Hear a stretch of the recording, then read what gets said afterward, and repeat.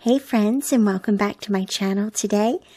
We are up on the Traci Reed Designs blog today with a sketch for you for Sketchy Sunday. This is number 60, and I am working with the Radiate Joy collection. I'll have links to that collection down below for you.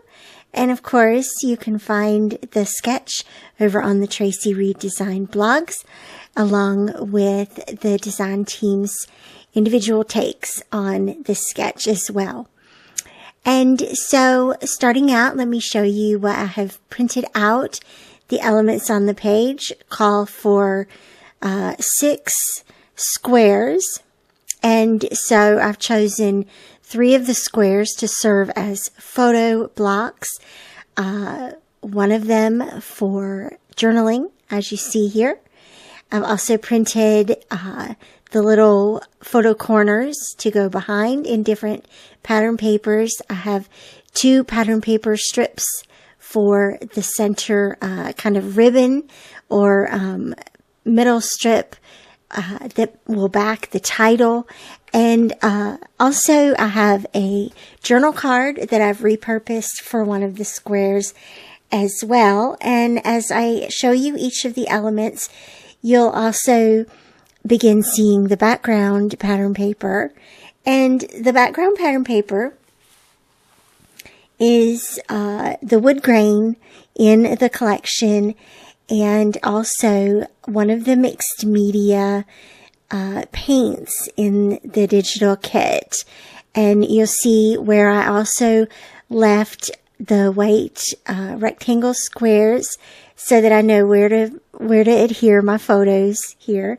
And I also added more digital white splatters using Photoshop, using some of the splatters in the brush tool within Photoshop itself and the color white. And then I have an extra photo that I added. I'm going off the grid a little bit, and a journal card to back that photo. And then here's my title, Happy Days, taken from word art in the Radiate Joy collection, and some of the embellishments that I've also printed as well to add to the layout. And so I think it's about time to jump into the process. So the first thing up, I'm going to start with the center pattern paper strips. I love the fact that this sketch allows you the opportunity to incorporate quite a few pattern papers, so lots of color, lots of visual interest, and it also gives you some great flexibility for the number of photos that you want to include or incorporate. And as you can see, I've shown how you could actually incorporate more than 6 photos if you wanted to, and that's fun as well. So I'm going to distress the edges just a little bit around those strips of pattern paper here. And then the sketch called for scallops above and below those pattern paper strips, and I just printed. This was one that was already in the collection, and so I just printed it as it was. And even though it's just a few inches shy, maybe 1.5 inches, 2 inches shy of the full width, it actually works out really cute, I think.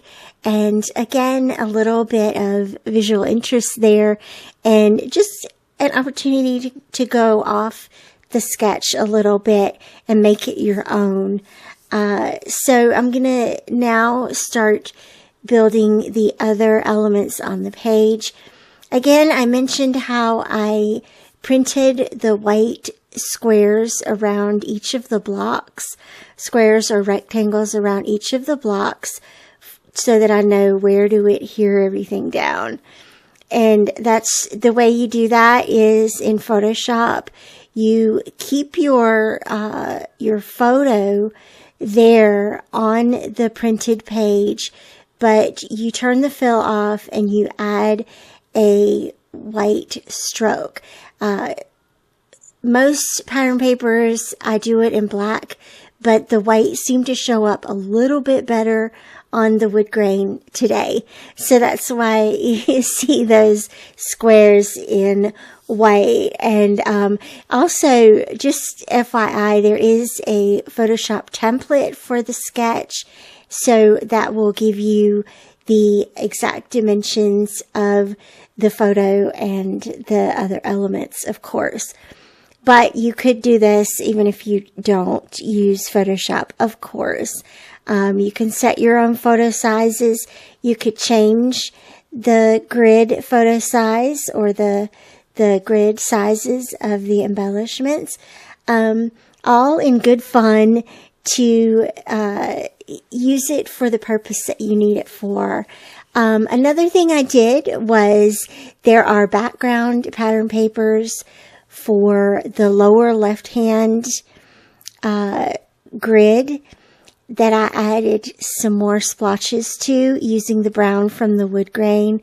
And I also did that on the pattern paper that's backing the word art and journal card that says beautiful smile. So those are the core elements of the layout now adhered to the page. Check out how the mixed media paint elements just show a little bit behind, but I feel like they just help tie in that wood grain even more with the front ground. The background and the foreground seem to flow together.